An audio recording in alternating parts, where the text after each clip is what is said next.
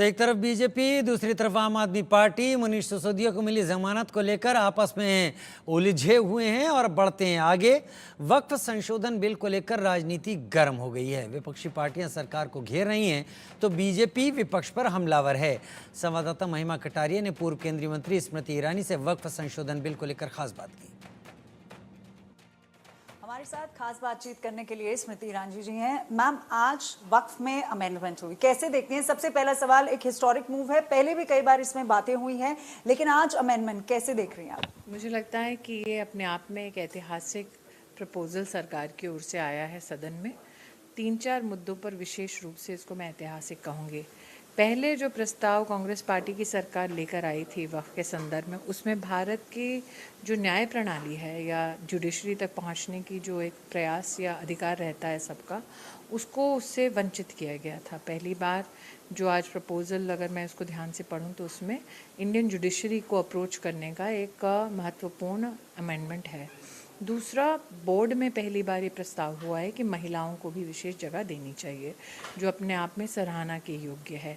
तीसरा, बोर्ड में मुस्लिम समाज में, चाहे वो शिया हों, सुन्नी हों, बोहरा हों, अहमदिया हों, आगा खानी हों, सबको प्रतिनिधित्व मिलना चाहिए, ये भी सराहनीय है।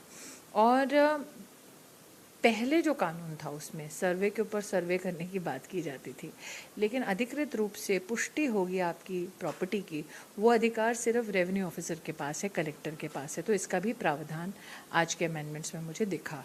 लेकिन सरकार ने जब सभी विषयों पर विपक्ष के अच्छा जवाब दिया, विस्तार से जवाब दिया, तब भी सरकार का ये प्रस्ताव कि इसको जेपीसी में रेफ़र किया जाए, ये भी मुझे लगता है अभिनंदनीय है, क्योंकि सरकार चाहती है कि सभी पक्षों की बात पुनः आए। बहुत डिलिबरेशन, स्टेक होल्डर से चर्चा करने के बाद ये मुद्दा आया है, लेकिन फिर भी सरकार का ये कहना है कि चलिए जेपीसी का गठन करते हैं, सभी पक्ष अपनी ये बात इसमें कहें, ये मुझे लगता है अभिनंदन का विषय है।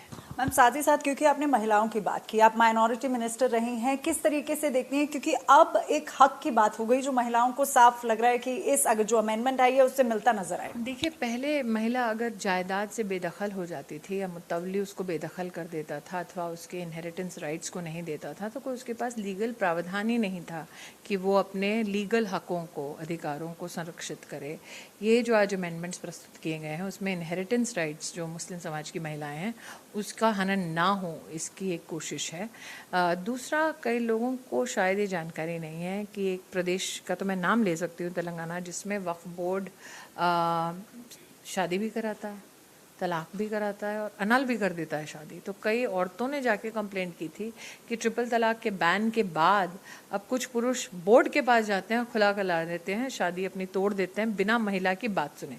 अब अगर महिला बोर्ड पे रहेगी तो कम से कम औरतों की ये फरियाद सुनने में या औरतों को बोलने में थोड़ी सहूलियत होगी। और जो प्रावधान आज प्रस्तुत हुए हैं हाउस में, उसमें एक विषय ये भी है कि अगर वक्फ की जो अर्निंग है उसको अगर चाहें तो आप जो विधवा मुस्लिम महिलाएं हैं या तलाकशुदा मुस्लिम महिलाएं हैं, उनके उत्थान के लिए भी खर्चा किया जा सकता है। मैम, ऑपोजिशन की जब हम बात करते हैं तो 2 सवाल मेरे यहाँ पर रहेंगे। एक, जेपीसी की बात आपने की, ऑपोजिशन इसको अपनी जीत का मुद्दा बना बैठी है कि हमने जेपीसी में भेजा है। अब प्रपोज अगर सरकार करे तो जीत ऑपोजिशन की कैसे हो गई?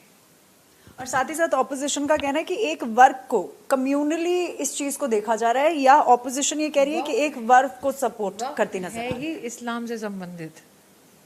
तो अगर आप चाहते हैं कि मुस्लिम समाज सुरक्षित हो तो आपको उसी परिधि में काम करना पड़ेगा ना। वक्फ वही बना सकता है जो इस्लाम फॉलो करता है। अब पिछली सरकार ने, कांग्रेस की सरकार ने ये कह दिया कि कोई भी धर्म का इंसान वक्फ बना सकता है, ये संभव नहीं है।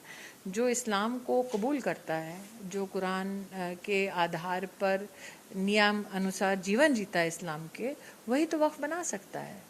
तो अगर उसकी रक्षा की बात हो रही है तो ऑपोजिशन को दिक्कत क्या है?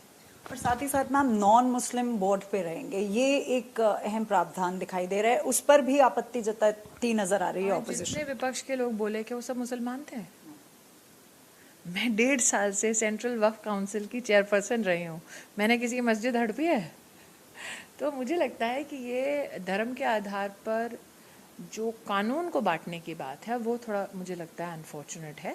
मेरा ये मानना है कि अगर विपक्ष के सारे मेंबर धर्म अपना छोड़कर सिर्फ मुद्दे पर बात करना चाहते हैं तो मुद्दा ये है कि जिसकी वो प्रॉपर्टी है उसकी प्रॉपर्टी की रक्षा होनी चाहिए वो व्यक्ति क्योंकि वक्फ बना रहा है तो ये इस्लामिक लॉ के अंतर्गत ये अधिकार उसका है, लेकिन क्योंकि लैंड सब्जेक्ट सरकार का है तो रेवेन्यू ऑफिसर ही उसको सर्टिफाई कर सकती है कि ये जिसकी प्रॉपर्टी वो क्लेम कर रहे हैं कि नहीं। अब आप अपनी पड़ोसी की जायदाद तो नहीं दे सकते ना, आप अपनी ही जायदाद दे सकते हो। तो ये लॉ उसको बहुत स्पष्ट करता है कि आपकी जो जायदाद है आप उसका वक्फ बना सकते हो, किसी और की जायदाद को डिक्लेयर नहीं कर सकते वक्फ। मैम मेरा आखिरी सवाल रहेगा, पहले का वक्फ और अब का, क्योंकि हालांकि 40 इसमें लगभग के करीब प्रावधान अमेंडमेंट्स किए गए हैं, उसमें से कुछ आपको क्या लगता है कि पहले वाला और अब में क्या डिफरेंस रहेगा? बहुत डिफरेंस है। पहले तो मैंने कहा ना कि जो मुसलमान नहीं था वो भी वक्फ बना रहा था, वो कैसे बना सकता है? दूसरा, अगर मान लीजिए कई केस ऐसे भी आए कि मेरे चचा ने यहाँ पर नमाज पढ़ दी तो अब ये वक्फ की ज़मीन हो, जबकि है किसी और की ज़मीन, ये तो हो नहीं सकता। तो पहले वो वक्फ बाय यूज़र था जो सरकार ने हटा दिया है। तीसरा, अगर ट्राइब्यूनल आपको बोल दे कि चलो भाई आपका घर आपका नहीं है, तो उस व्यक्ति के पास कोई कानूनी रास्ता ही नहीं था कि वो कोर्ट जाए, अब वो कोर्ट जा सकता है कम से कम। तो ऐसे कई प्रावधान हैं जो डिटेल में मुझे लगता है विपक्ष को पढ़ने चाहिए। तो ये थी स्मृति ईरानी, महिमा कटारिया, ITV नेटवर्क।